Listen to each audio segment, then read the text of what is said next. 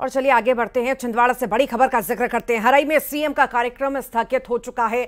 आंधी तूफान की वजह से पंडाल उड़ गया। हराई में ये चुनावी सभा होनी थी सीएम की, जिसे अब स्थगित कर दिया गया है। आंधी तूफान यहां पर आ रहा है। मौसम का मिजाज पूरी तरह से बदल चुका है छिंदवाड़ा में, और इसी वजह से जो है कार्यक्रम को स्थगित करना पड़ा है। सीएम का ये कार्यक्रम था हराई में। और ज्यादा जानकारी के लिए राजेश हमारे साथ जुड़ गए हैं। राजेश, हराई में कार्यक्रम था सीएम का जो स्थगित हो गया है, अभी कैसा वहां पर मौसम बना हुआ है, क्या स्थिति है? जी देखिए, कल से ये मौसम गड़बड़ा रहा है। पिछले 2 दिनों से लगातार बारिश के आसार बने हुए हैं। 2 दिन पहले यहाँ पर तेज ओलावृष्टि हुई थी चौरई और उसके आसपास के इलाकों में। इसके पहले पूर्व मुख्यमंत्री शिवराज सिंह चौहान जब आए थे, उस दौरान भी अमरवाड़ा के धनौरा में तेज बारिश की वजह से पंडाल उड़ गया था। हालांकि उन्होंने दूसरी जगह सभा को शिफ्ट किया था। अभी के जो हालात है, हर्रई में तेज बारिश हो रही है, पंडाल पूरा उड़ गया है, सभा स्थल अस्त व्यस्त हो गया और इसी वजह से ये कार्यक्रम को स्थगित करना पड़ गया है। जी ठीक, अभी कुछ आगे के डेट्स की कार्यक्रम कब तक हो सकता है आगे? देखिए, हमारी बात हुई है, चूंकि ये दूसरी बार कार्यक्रम तय था और दोनों बार स्थगित करना पड़ गया है। मौसम काफी खराब है। मौसम जो जानकार है मौसम विभाग के, उनका कहना है कि अभी 2 से 3 दिन तक यही हालात बने रहेंगे और इसी वजह से अभी कार्यक्रम की आगामी कार्यक्रम की घोषणा। बहुत बहुत शुक्रिया जानकारी को साझा करने के लिए। पूर्व एसडीएम निशा बांगरे का राजनीति से मोह भंग हो चुका है। उन्होंने सरकारी नौकरी में वापस आने के लिए आवेदन दिया है। निशा बांगरे ने सरकार को नौकरी में वापस आने के लिए आवेदन दिया। आपको बता दें कि निशा बांगरे डिप्टी कलेक्टर के पद से इस्तीफा देकर कांग्रेस में आई थी। उन्हें विधानसभा चुनाव और लोकसभा चुनाव दोनों में टिकट नहीं मिला। हाल ही में कांग्रेस ने प्रवक्ता बनाया था, जिसके बाद अब दोबारा सरकारी सेवा में आने के लिए निशा ने आवेदन दिया है। निशा बांगरे एसडीएम रहते चर्चा में खूब आई थी।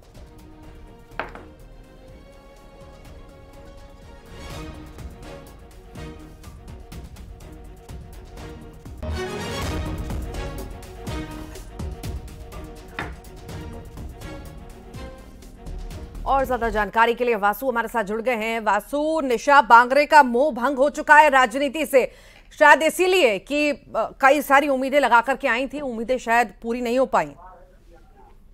बिल्कुल, देखिए, निशा बांगरे उस समय चर्चा में आई थी जब उन्होंने अपने पद से त्यागपत्र देकर चुनाव लड़ने के लिए दावेदारी की थी। कांग्रेस से उन्होंने टिकट की मांग की थी और वो पूरे चुनाव के दौरान सक्रिय भी नजर आई। हालांकि उन्हें मौका नहीं मिला और फिर उसके बाद उन्होंने लोकसभा के लिए प्रयास किया, तब भी उन्हें मौका नहीं मिला। और अब उनका जो एक आवेदन है वो सामने आया है, जिसके जरिए वो पुनः अपनी शासकीय पदस्थापना की जो बात है वो करती हुई उसके लिए वो आवेदन देकर वापस अपनी शासकीय सेवा में आने के लिए जो है कोशिश कर रही है। हालांकि देखना होगा कि प्रशासन उनके आवेदन पर क्या कुछ फैसला लेता है। लेकिन विधानसभा चुनाव के पहले निशा बांगरे कांग्रेस में शामिल हुई थी और उसके बाद उनको कांग्रेस ने हाल ही में अपना प्रवक्ता भी बनाया था। तो ऐसे में अब निशा बांगरे ने एक बार फिर से शासकीय सेवा में आने की इच्छा जताई है। तो ये कांग्रेस के अपने आप में झटका है, वो भी उस दौर में जब लगातार कांग्रेस से छोड़कर तमाम नेता बीजेपी की ओर रुख कर रहे हैं।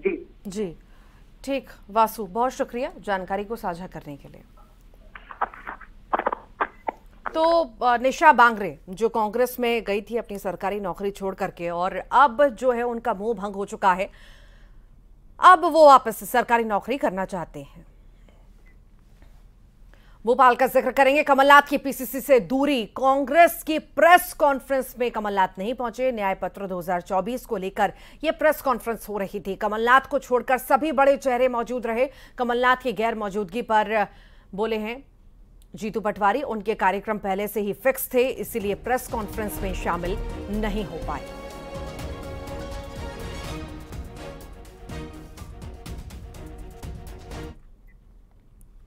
बैतूल सीट पर चुनाव तारीखों में बदलाव किया गया है। 26 अप्रैल की जगह 7 मई को वोटिंग होगी। नॉमिनेशन की तारीख जो है 19 अप्रैल होगी और नाम वापसी की तारीख 22 अप्रैल होगी। बीएसपी उम्मीदवार के निधन के बाद ये बड़ा फैसला लिया गया है। बता दें आपको, ये फैसला 26 अप्रैल की जगह 7 मई को वोटिंग होगी। बीएसपी उम्मीदवार का निधन हो गया था और उसके बाद जो है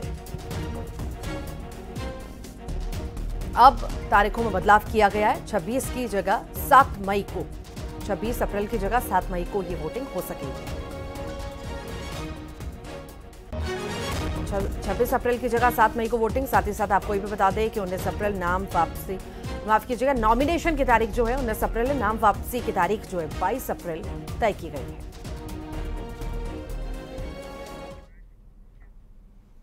लोकसभा चुनाव से जुड़ी बड़ी खबर आपको बता दें, कमलनाथ के गढ़ में बीजेपी ने ताकत झोंक दी है। छिंदवाड़ा में होगी जेपी नड्डा की चुनावी सभा। 11 अप्रैल को जेपी नड्डा की चुनावी सभा होने वाली है। छिंदवाड़ा पर जीत हासिल करने के लिए कुछ भी करने को बीजेपी तैयार है। जीत वहां पर हासिल करना चाहती है बीजेपी और तमाम कोशिशें लगातार जो है बीजेपी के द्वारा जारी है। अलग अलग दौरे हमने देखे अलग अलग नेताओं के, और अब जो है चुनावी दौरा जेपी नड्डा का होने जा रहा है। यहां पर भी हुंकार भरेंगे। और आपको ये भी बताएं कि अभी हाल ही के दिनों में बड़े बड़े दिग्गजों ने कांग्रेस छोड़ बीजेपी में शामिल हुए हैं और अब ये सभा बेहद ही महत्वपूर्ण। ज्यादा जानकारी के लिए शैलेंद्र हमारे साथ जुड़ गए हैं। शैलेंद्र, छिंदवाड़ा पर पूरी तरह से फोकस है बीजेपी का और अब जेपी नड्डा की ये सभा यहां पर होने जा रही है। जी बिल्कुल, देखिए छिंदवाड़ा में जैसे कि मुख्यमंत्री डॉक्टर मोहन यादव आज के पूरा दिन वहां पर दौरे पर हैं। पार्टी के प्रमुख बड़े नेताओं को लगाया गया है। कल जेपी नड्डा की वहां पर सभा की प्लानिंग है और नड्डा निश्चित ही छिंदवाड़ा में जाकर सभा लेंगे और रोड शो को लेकर भी एक तैयारी चल रही है। अगर मौसम साफ रहा और स्थिति अच्छी रही तो हो सकता है कि कल वहां जेपी नड्डा का रोड शो भी है। तो निश्चित ही कमलनाथ के गढ़ में बीजेपी सेंध लगाने के लिए और प्रदेश की जो 29 सीट थी उसमें से एकमात्र यही सीट थी जो पिछले लोकसभा चुनाव में बीजेपी जीत नहीं पाई थी।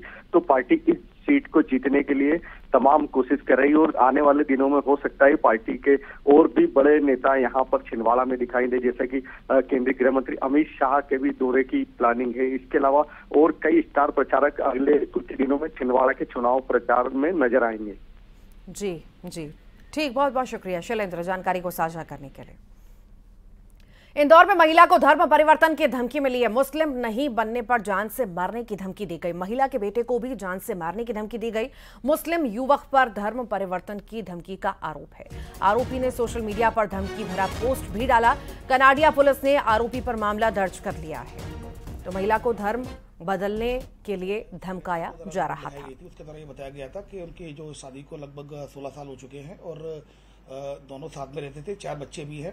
फिर 2021 से दोनों अलग रहने लगे। फिर इसके बाद पति इसके खिलाफ इसकी मारपीट करता है और बार बार आकर बच्चों को परेशान करता है और पैसे मांगता है और धर्म परिवर्तन के लिए भी दबाव डालता है। तो इसमें इसको जान से मारने की धमकी दी गई थी। इसमें 506 और 294 की धाराएं भी लगी हैं और इसमें बच्चों को परेशान करता था और अवैध वसूली करता था, ब्लैकमेल करके 384 भी धारा लगी हुई है। और इसके अलावा इसमें जो धर्म परिवर्तन के लिए दबाव डालता था, इस पर से मध्य प्रदेश धार्मिक स्वतंत्रता अधिनियम के धारा 3(5) के तहत केस रजिस्टर किया जाकर आरोपी को गिरफ्तार किया गया है। मुरैना में मंदिर के पुजारी को लेकर 2 पक्षों में विवाद हो गया। जमकर लाठी डंडे चले। 2 व्यक्ति गंभीर रूप से घायल हो गए। कैलारस की सब्जी मंडी हनुमान मंदिर का ये पूरा मामला बताया जा रहा है। 2 पक्षों में विवाद हुआ। 2 पक्षों में जमकर लाठी डंडे चले। 2 व्यक्ति इसमें घायल भी बताए जा रहे हैं। मामले की जांच पड़ताल अब चल रही है। इसमें कैलारस के हनुमान मंदिर के पास का ये पूरा मामला है।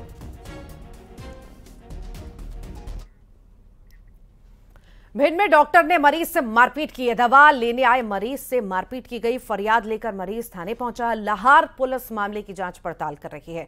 तो यहां पर जो है अस्पताल में डॉक्टर के द्वारा मरीज से मारपीट की गई, दुर्व्यवहार किया गया और इसकी तस्वीरें भी अब सामने आई हैं। पुलिस ने मामला दर्ज कर लिया है। जांच पड़ताल पूरे मामले में जारी है कि आखिर किस बात को लेकर के यहां पर विवाद हुआ कि ऐसी स्थिति उत्पन्न हो गई कि डॉक्टर ने मरीज को पीट दिया।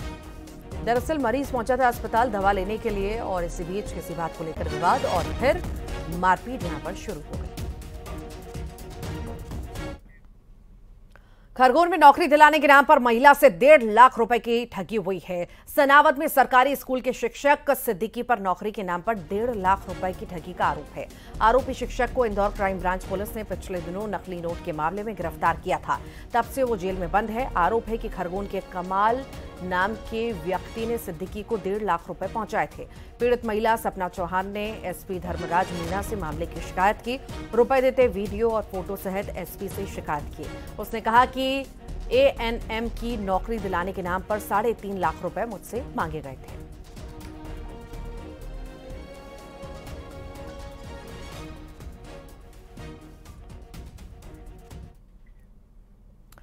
और आजकल चोरी और ठगी के लिए डिजिटल का इस्तेमाल हो रहा है। हम जितने डिजिटल होते जा रहे हैं, साइबर ठगों को ठगी का उतना ही आसान रास्ता मिलता जा रहा है। साइबर ठग कितने शातिर हो सकते हैं, इसका अंदाजा आप जब तक लगाएंगे वो आपको चूना लगा चुके होंगे।